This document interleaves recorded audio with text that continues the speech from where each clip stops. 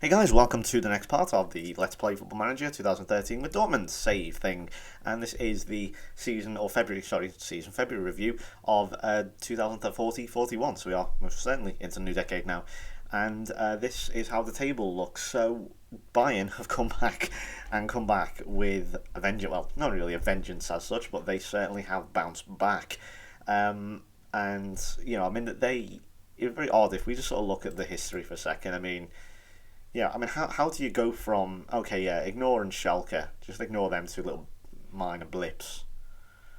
They didn't finish. Let's see, I must admit, that was a very strange year, 2036. But, if you look at that, and with the exception of that year, to finish third, it does seem a little bit out of place, like something happened there. So, they've come back, and obviously they've sort of taken our place, if you will. They've got 67 goals. 54, 20 against. Probably conceded maybe a few too many. Not overly worried or paranoid at this point about it, but that's still probably too many goals I'd like to concede. And it's virtually, obviously, you can never score enough goals, but I'd like to score a few more than that. But we're still in contention. We're only 2 points behind them, and if we beat them in the game or something, if we that one game that could decide the title, then we've won the title. It could happen. So let's go over the old transfers then. Let's see what we've got. So if we go to players going out, so unfortunately I haven't raised any money. As I say, Karakoc went, so did the wonderfully named, unfortunately he's not good enough, but Bright Ember. Bright Ember, I've just realised, Ember. That's superb. So they've all gone, and then the rest are young players going out on loan. So I didn't really think I needed to really strengthen the team as such. Maybe I should have done, but I don't like having large teams. I've told you about that before. I don't like it. So what I've done is basically I've just brought in a load of French youngsters. Only spent £5 million on them. We've got Felix Boucher. He was 4 and he's gone down to 3 now, but he is 16, so there's plenty of time for that to change. Zahir Chaib, who's 3.5 stars. Walid Bouzidi, names are getting worse, 2.5 star. I don't know why they've suddenly gone down. It's a bit weird. And Bernard da Silva, who's 4.5 star. That's more like it. Can play in centre, attacking centre, or attacking left mid. That's cool. And finally, one player again I've brought in on loan is Stuart Wannell from Manchester United. Looks like a decent little player just for the second half of the season. £350,000 from Man United. Where's he from? He's from Dudley, which probably isn't from Manchester, so I don't know why I did that accent, but never mind. So he only spent a little bit of money. I'm trying to raise the budget a bit, keep myself from spending money, so they'll pile more money on top of the budget which I didn't spend, which probably won't happen, but one man can dream. Also, I'm trying to, and obviously the Champions League money this year is obviously going to help as well. We've previously only had Europa League money over the last few years, but obviously, I know as Arsenal manager, I played them in the Champions League a few years ago, so it's not unfamiliar ground for them. But at the same time, that they had the Champions League money, then it went down to Europa League money, so obviously that's had a slight effect. It's still a sort of first world problem in a way. It's like we're not getting as much money as we were at one point. Going down from 20 million to 6 million, but whatever. Let's go with the fixtures anyway. So we then played in the German Super Cup against Nuremberg, and we won on penalties. But again, I don't really care about any of that. It's not really a big deal. So the first proper competitive game was against Bayreuth, which was in German Cup first round. Again, if you don't know about these, I talked about them in the part 3, where chances are you've got a very good chance of meeting someone who is basically from Division 2 or lower, or most of the time it's even lower than Division 2. It's more like Division 3 and sometimes beyond that, and so you end up facing a really crap team. And what it allows you to do is play, that's not a crap team, but by your standards, and basically what it allows you to do is allows you to play young players. So Markowski's in goals, off co-captain. I think he will be the future captain at one point. He's got decent influence, which can only improve as he gets older. Schuster at the back. These two are going to be my stalwarts. Hopefully centre-back, provided they don't get pissed off with me. Dalglish played. Haidari still only 22. Wilson, Mills still kind of young in a way. Ferraris came off the bench. So, yeah, 5-1 really. Mateus grabbed himself a hat-trick, and Simon Mills continuing where he left off last season, grabbing 2. So the first game of the season then was against 18-16 Munich, and Horst Krumpen grabbed himself a goal. Obviously, he's going to be gunning for that top goal scorer of the season. Hopefully, let's not let Mario Lias of Schalke get it again. Unfortunately, Gorecki got himself sent off, which was kind of stupid, so he's going to be missing for the opening few games. But then we played Cologne at home, first game at home, and unfortunately we drew. So Horst Krumpen again got himself a goal, but unfortunately Malazzi and Gemma, again, I don't know why I bought him. Big mistake, I need to get rid of him. Hopefully he will grow to be a better player, but I blame him. Guess what? Holmgaard suddenly declined a little bit. I don't know why. I don't know whether he suddenly... I mean, how old is he now? He's 32. I mean, it's not terrible by any means, but... You know, I don't know why he suddenly had a crap start. But we bounced back, and, well, he grabbed himself a goal and got man of the match. Dear, sorry. Punch the desk there, so that was clever of me. Yeah, I don't know why he... I don't know why I said that, because I think I'm thinking further ahead in the future. He does decline slightly as he gets older. I just want to point that out. But Zovko, Ferraris, Holmgaard, and Mateus scoring, who has a great season. I just want to point out straight away, Mateus will be our sort of...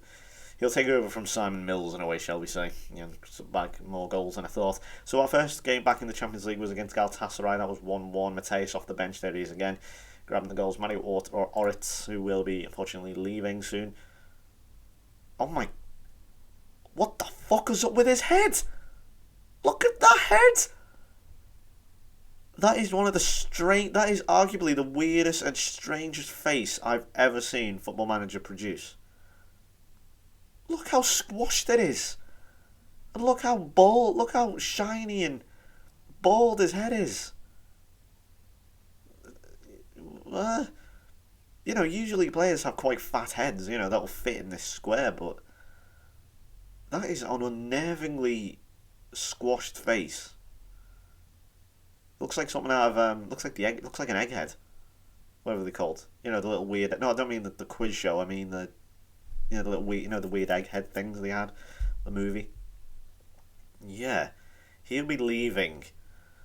Surprised, jeez, I didn't even notice that. I barely even looked him in the eye, never mind the face. But yeah, so this is the Champions League group then. We just about finished top. An incredibly hard group, I think, in my opinion. All really decent teams. Galatasaray are actually really good. They're a pretty decent team. Real Betis, not amazing, but still decent for a fourth seed. You know, bear in mind, I think we were third seeds? Second, third? I can't quite. I think we were second. Let's have action. It'll be on here, won't it? Let's see. Oh, God, let's have a look. Go to Germany. Group stage. Well, there's our coefficients. I mean, yeah, let's rank them by coefficients. So second seed. So basically 3, 6. Yeah. So we were basically the top of the second seed. Basically, so we were only a point behind Schalke, which is a bit of a kick in the arse, but we still managed to qualify in top spots. So never mind. Yeah. So 5-0 against Betis. Mills, Wilson, Yusufi, and Holmgaard. Sorry, I'm kind of distracted by Oritz's head. It's just such a weird... It's like a weird head. It's just weird. We then managed to actually go ahead, take Juventus to the... I forgot what it's called, the fucking Stadium Ignum Park or something. And, sorry, that's terrible. I really should know Dortmund's stadium, but never mind. And we actually took the European champions to our place and swatted them 2-0. Mateus and Horst Krumpen. Now, we had a great game at Juventus Stadium. 3-3, as you can see. Krumpen with 2 and Holmgaard scoring. So, yeah, an absolutely back and forth game. Absolutely all over the place. It was 2-1 to them inside 10 minutes. Crazy game. And then we had 1-1 another draw. Billy Wilson scoring. And guess who scored against us? John Miola. Obviously, the player who was on loan last season and obviously the other season as well. Yeah, typical, eh? Just typical. I hope he didn't celebrate, the bastard.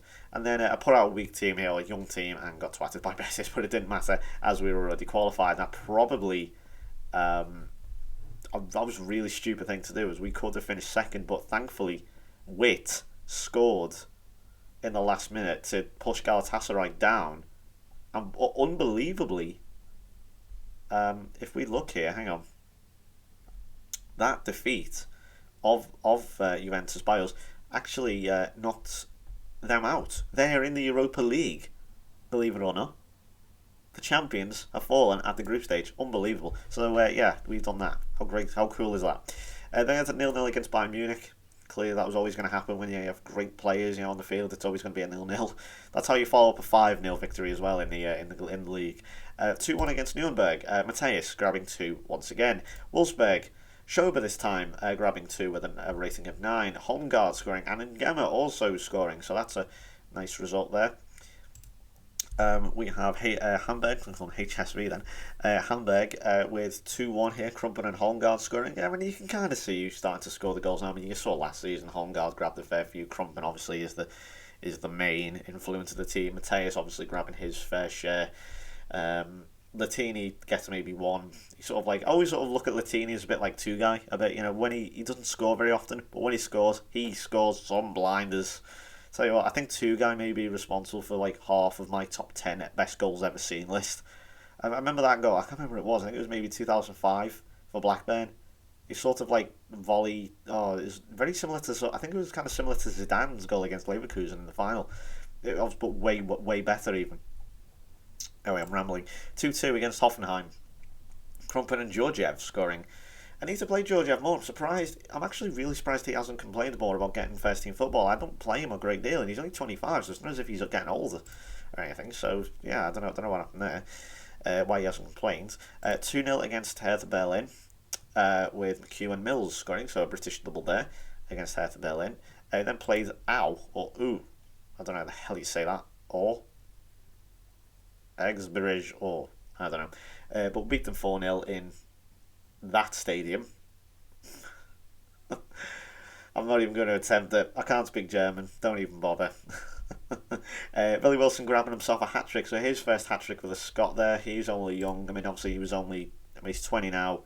3-star potential. Looks like a handy little player to have. He's from what part of Scotland? Rotherglyn. So that's my terrible Scottish accent. I won't do that one again. But yeah, he's got himself a hat-trick there against Au or U. Leverkusen 1-0. Krumpen off the bench scoring. So I played Wilson again. What's the best way to follow a hat-trick? Up there, getting a rating of 6.8, clearly.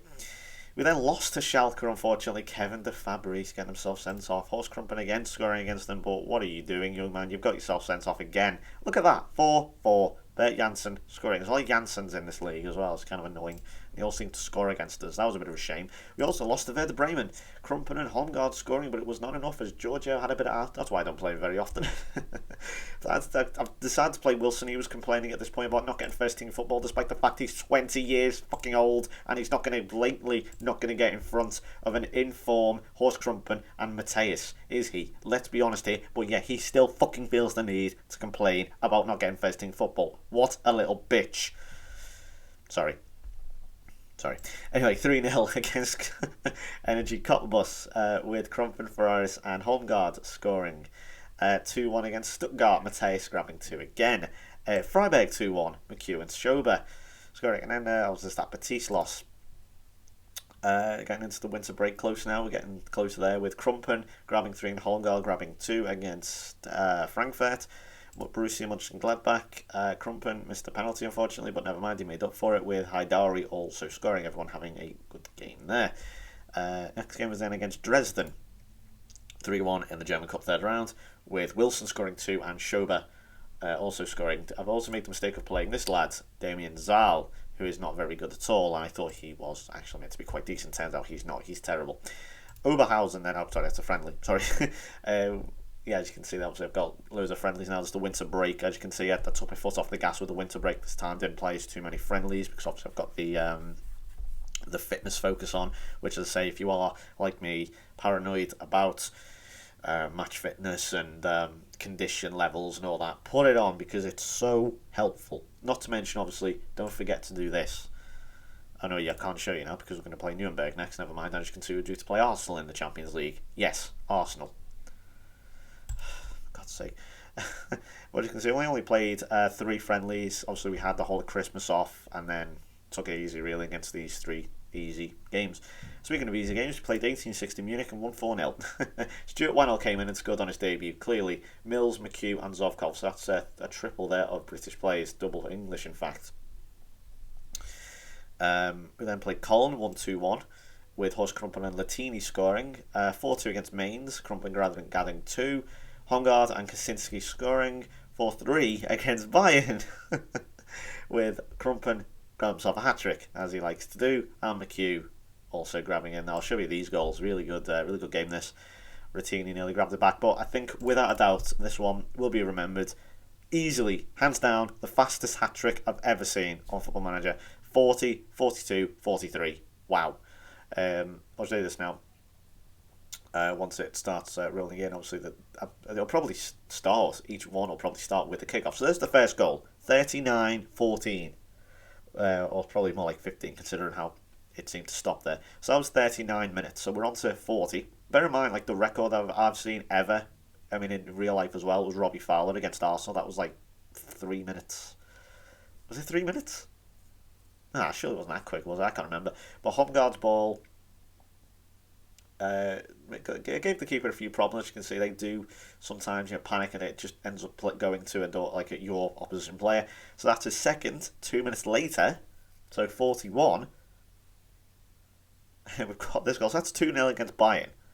So I don't know why Bayern all of a sudden just suddenly died. They've got a terrifyingly good centre back pairing of, get this, Alex. I think he's a centre back. I thought he was anyway. And there's a guy here. Where is he? I think Xavi. He's called Xavi. Unbelievable. So here we go again, getting it forward. Horst Krumpen on a hat trick, finds himself in a bit of space. Does a little 10. 42 minutes, 39-42. A hat trick inside 3 bloody minutes. Unbelievable. 3-0. Outstanding stuff. And here's Marcel Janssen. As I say, I've told you to highlight him. He's really good. And there's also Gozi, because I'm not going to call him Gozzi, because that's just this horrible word, isn't it? Gozzi. Gozi scoring there to 3-1. I think it's 3-1, yeah. Krumpen with his hat-trick, as I say, so he's already got the match ball, and it's not even, well, it's just gone half-time, I suppose. And, they, as I say, I've got a really good team, Bayern, really impressed with them. Hector's a good player as well. Stojkovic is a good player. Alex is a good player. I don't know why I thought he was a centre-back. Maybe I'm thinking of the real-life Alex, Brazilian. Yeah, there he is again. McHugh this time, so that's 4. 4-1 against Bayern Munich at home. I knew if we used home advantage and if we pressed from the start, that would do it. But 87th minute, I thought, there was a few highlights. If you look here, there's 1 or 2 highlights, not really terrifying or anything, but then that happened, and I thought, oh shit, no way, it's not going to happen, because I've been guilty of losing 1 or 2 leads in this game. I've found it quite tricky to sustain a lead and keep hold of it. We don't do it too often. I don't know what it is, but Kaczynski there just losing the ball. I don't know what he was trying to do.